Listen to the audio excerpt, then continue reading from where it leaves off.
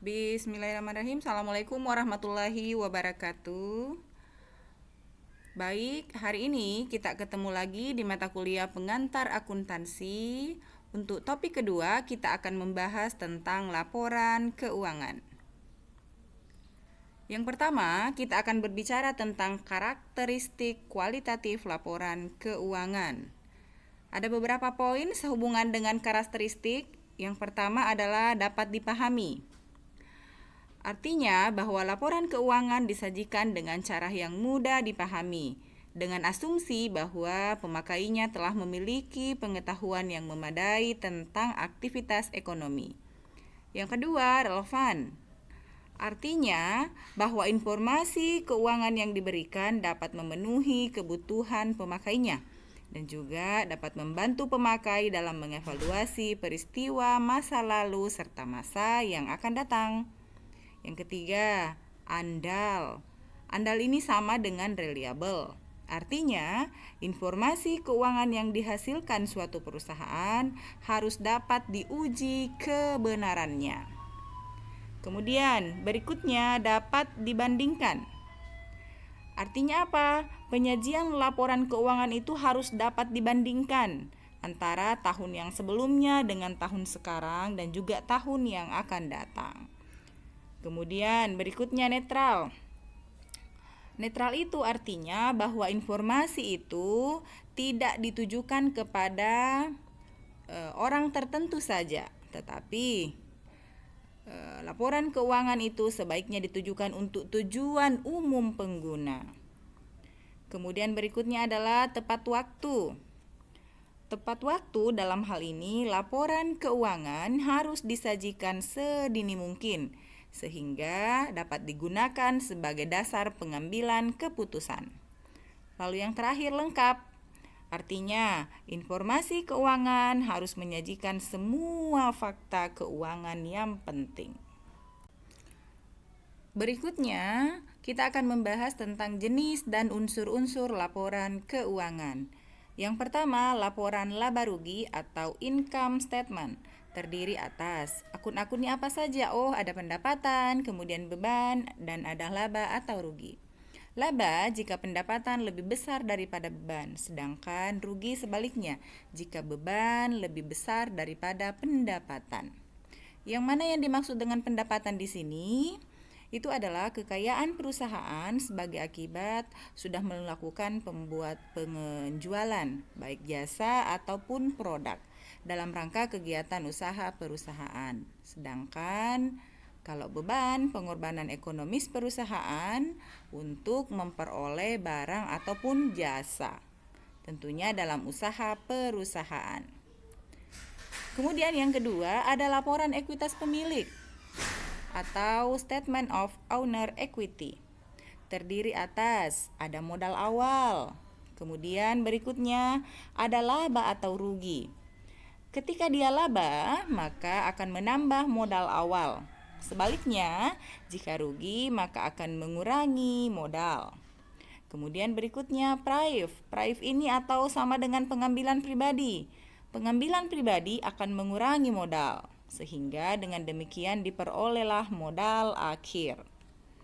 Nah, yang mana yang dimaksud dengan modal di sini? Modal di sini adalah aset yang ditanamkan atau yang diinvestasikan pemilik perusahaan ke dalam perusahaan yang dimilikinya. Oke, kemudian yang ketiga adalah laporan neraca atau biasa dengan istilah balance sheet. Nah, di dalam laporan neraca, akun-akunnya di sebelah kiri ada aset, kemudian kita lihat di sebelah kanan ada kewajiban plus ekuitas. Aset terdiri atas ada aset lancar. Yang mana yang dimaksud dengan aset lancar? Aset perusahaan yang penggunaannya 1 tahun atau kurang dari 1 tahun. Ya, jadi aset lancar ini dinamakan lancar karena dia liquid. Contohnya, kas, dia berputarnya itu 1 tahun atau kurang dari 1 tahun. Kemudian apalagi contohnya ya, perlengkapan. Perlengkapan yang sudah saya singgung sebelumnya bahwa perlengkapan itu barang habis pakai yang jangka waktunya 1 tahun atau kurang dari 1 tahun. Berarti dia masuk ke dalam kategori aset lancar. Kemudian yang kedua adalah aset tetap. Nah, aset tetap ini adalah aset atau hartanya perusahaan yang penggunaannya lebih dari 1 tahun. Contohnya apa? Contohnya lemari, atau kemudian kalau berbicara salon ada cerminnya, ada mejanya, dan lain-lain sebagainya. Jadi intinya aset tetap adalah aset yang jangka waktunya lebih dari 1 tahun. Kemudian aset lancar ditambah aset tetap, itulah total aset. Kemudian di sebelah kanan ada kewajiban dan ekuitas. Kewajiban itu apa? Kewajiban adalah kewajiban perusahaan terhadap pihak lain. Atau boleh juga dikatakan begini, klaim atau hak dari pihak ketiga atas hartanya perusahaan. Bisa berupa utang usaha, bisa berupa utang bank, dan lain-lain. Kemudian selanjutnya adalah ekuitas. Ekuitas ini sama dengan modal yang tadi sudah saya jelaskan. Dengan demikian, kewajiban ditambah dengan ekuitas sama dengan total kewajiban dan ekuitas. Yang perlu dipahami, dengan demikian total aset harus sama dengan total kewajiban dan ekuitas. Oke, kemudian kita lanjutkan ya persamaan dasar akuntansi yang sudah kita peroleh minggu lalu. Kemudian Anda juga sudah membuat tugas yang saya sudah berikan, menyusun persamaan dasar akuntansi dari tugas yang ada di kasus 1 dan kasus 2 ya. Nah, kalau yang ini adalah kelanjutan dari kasus sebelumnya. Perhatikan, atas dasar persamaan dasar akuntansi yang kita buat minggu lalu, maka kita kemudian akan menyusun laporan keuangan. Laporan keuangan yang kita susun berturut-turut seperti tadi yang sudah saya jelaskan. Ada laporan laba rugi, kemudian laporan perubahan ekuitas, dan juga laporan neraca. Hal yang pertama yang perlu dipahami adalah ketika kita menyusun laporan keuangan, untuk yang pertama laporan laba rugi, tadi sudah paham akunnya apa saja, ada pendapatan dan ada beban-beban. Nah, untuk itulah di samping kanan seperti yang Anda lihat di sini, di samping kanan kita lihat yang mana yang berhubungan dengan pendapatan. Oh, pendapatan sebesar Rp2.600.000, hanya satu ya. Sedangkan beban-bebannya ada dua. Ada beban sewa 100.000, kemudian beban perlengkapan 100.000. Nah, oleh karena itu, sekarang kita menyusun laporan keuangan seperti yang akan Anda lihat berikut ini. Laporan laba rugi. Oke, yang pertama yang harus dipahami, jangan lupa ketika membuat atau menyusun laporan keuangan, jangan lupa membuat KOP-nya. KOP-nya terdiri atas nama perusahaan, kemudian jenis laporannya, lalu kemudian periodenya. Sehingga, seperti yang Anda lihat di layar, nama perusahaannya adalah Bengkel Riri Jentel, kemudian jenis laporannya laporan laba rugi. Kemudian berikutnya adalah periode yang berakhir 31 Januari 2002. Bukan tanpa maksud, periode yang berakhir ini ada maksudnya ya. Periode yang berakhir 31 Januari 2002 artinya laba atau rugi yang diperoleh pada 31 Januari 2002 itu hanya berlaku untuk 31 Januari 2002. Oke, kita lihat di sini ada pendapatan usaha atau pendapatan jasa. Pendapatan usaha atau pendapatan jasa sebesar 2.600.000 ini berasal dari jumlah ini. 2.600.000 yang kita ambil tadi dari persamaan dasar akuntansi. Kemudian beban-beban, karena hanya ada satu pendapatan sehingga kalau satu ya sudah selesai. Kemudian beban-beban tadi ada dua, ada beban sewa dan beban perlengkapan. Kita lihat ada 100.000 dan ada 1.900.000 rupiah. Kita lihat, oh ini dia beban sewa. Lihat kursornya, beban sewa sebesar 100.000 rupiah. Kemudian beban perlengkapan senilai 1.900.000 rupiah. Kita lihat masih adakah bebannya? Ternyata hanya 2 sehingga kita jumlahkan 100.000 tambah 1.900.000 sama dengan 2 juta rupiah. Pendapatan sebesar 2.600.000 dikurangi dengan beban 2 juta sama dengan 600.000 rupiah. Karena pendapatan lebih besar daripada beban sehingga ini adalah laba. Jadi 600.000 ini adalah laba. Oke. Berikutnya adalah laba yang kita peroleh 600.000 ini nantinya akan masuk ke laporan perubahan ekuitas. Setelah menyusun laporan keuangan, laba rugi, maka langkah selanjutnya adalah menyusun laporan perubahan ekuitas. Sama seperti tadi, ketika menyusun laporan perubahan ekuitas, maka jangan lupa kopnya, nama perusahaan, kemudian jenis laporannya, lalu kemudian periodenya, periode yang berakhir 31 Januari 2002. Karena modal yang diperoleh di sini hanya berlaku untuk 31 Januari 2002 sehingga keterangannya adalah periode yang berakhir. Oke ya. Isi dari laporan perubahan ekuitas seperti tadi teori yang sudah saya jelaskan. Modal awal Januari 2002, modal awal 4 juta, kita ambil dari persamaan dasar akuntansi yang tadi ya, kita lihat. Ini dia. Perhatikan, investasi awal atau modal awal, ini yang di atas, senilai 4 juta rupiah. Oke, jadi modal awal tadi berasal dari sini ya, 4 juta. Kemudian, tadi karena perusahaan laba, sehingga laba perusahaan ditulis lagi di bawah modal. Laba perusahaan sebesar 600.000 tentunya akan menambah modal. Sehingga modalnya sekarang berjumlah 4.600.000 rupiah. Kita lihat labanya ini 600.000 dari yang tadi. Dari ini ya, dari 600.000 yang sudah kita peroleh tadi di laporan laba rugi. Kemudian dikurangi dengan pengambilan pribadi atau prive sebesar 300.000. Kita lihat dari mana 300.000, sama seperti tadi diambil dari persamaan dasar akuntansi. Lihat di paling bawah, pengambilan prive senilai 300.000 rupiah. Dari sini ya. Oke.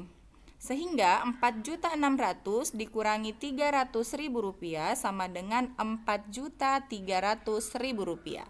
Inilah modal akhir 31 Januari 2002. Yang perlu dipahami bahwa 4.300.000 rupiah yang ada pada modal akhir 31 Januari 2002 harus sama dengan jumlah modal di persamaan dasar akuntansi tadi yang kita buat sebelumnya.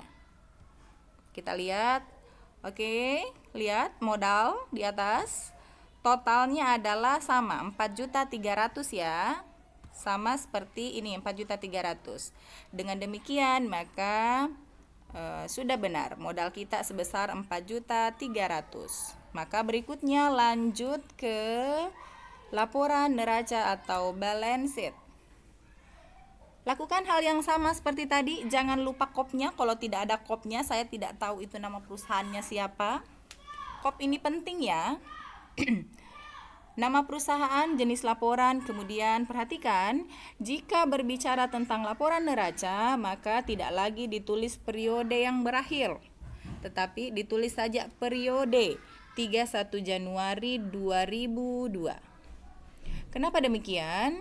Karena akun-akun yang ada di dalam laporan neraca ini akan digunakan pada periode berikutnya.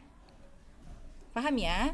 Sedangkan tadi akun-akun yang ada di laba rugi, laba sudah masuk ke dalam laporan perubahan ekuitas, kemudian laporan perubahan ekuitas juga nantinya akan masuk ke di laporan neraca.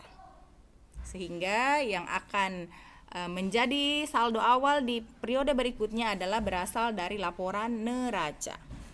Kita lihat, di posisi neraca, di sebelah kiri ada aset, kemudian di sebelah kanan ada kewajiban dan ekuitas. Aset terdiri atas aset lancar. Aset lancar dari persamaan dasar akuntansi tadi ada kas dan juga perlengkapan. Sehingga kita pindahkan nilainya. Kita lihat kas 9.400.000 ini dari mana, kemudian perlengkapan 100.000 dari mana, kita lihat di persamaan dasar akuntansi ya. Oke, jumlah kas totalnya adalah, lihat di bawah, 9.450.000 rupiah. Kemudian perlengkapan yang masuk ke dalam aset lancar karena penggunaannya kurang dari 1 tahun adalah senilai 100.000 rupiah. Oh, ternyata masih ada aset lain di sini, peralatan. Peralatan jangka waktunya lebih dari 1 tahun sehingga dia masuk ke dalam aset tetap. Kita lihat totalnya adalah 1 juta ya, kita lihat. Oke. Kita jumlahkan dulu yang di atas. Jumlah kas 9.450 ditambah dengan perlengkapan 100.000 sehingga jumlah aset lancar sama dengan 9.550.000 rupiah. Sedangkan aset tetap peralatan dalam hal ini senilai 1 juta. 1 juta tadi kita peroleh dari depan, nih sebesar 1 juta ya. Oke, dengan demikian 9.550.000 rupiah ditambah dengan 1 juta rupiah sama dengan 10.550.000 rupiah. Kita lihat di posisi kewajiban dan ekuitas. Yang pertama adalah kewajiban. Terdiri atas dua, kita lihat utang usaha dan utang bank. Utang usaha senilai 250.000 rupiah, kemudian utang bank senilai 6 juta. Kita lihat dari mana? Tetap dari persamaan dasar akuntansi yang tadi. Utang usaha seperti Anda lihat di kursornya sebesar 250.000 rupiah, sedangkan utang bank sama dengan 6 juta rupiah. Kemudian dengan demikian jumlah kewajiban sama dengan 6.250.000 rupiah. Hasil penjumlahan dari 250.000 ditambah dengan 6 juta rupiah. Kemudian yang kedua adalah ekuitas. Ekuitas atau modal Tuan Riri. Modal Tuan Riri yang 4.300.000 ini berasal dari laporan perubahan ekuitas yang sudah kita buat tadi. Kita lihat 4.300.000 berasal dari sini ya, yang bawah. Mana kursornya ini? Nah, berasal dari sini ya 4.300.000. Oke. 4.300.000 sama dengan laporan perubahan ekuitas, juga sama dengan di persamaan dasar akuntansi. Sehingga total kewajiban dan ekuitas sama dengan 6.250.000 rupiah ditambah dengan 4.300.000 rupiah. Total kewajiban dan ekuitas sama dengan 10.550.000 rupiah. Total aset 10.550.000 rupiah. Total kewajiban dan ekuitas pun 10.550.000 rupiah. Oke, dengan demikian laporan keuangan sudah selesai kita buat. Saya cukupkan untuk hari ini. Untuk selanjutnya saya akan VN-kan atau saya tuliskan tugas untuk minggu ini. Demikian, terima kasih. Assalamualaikum warahmatullahi wabarakatuh.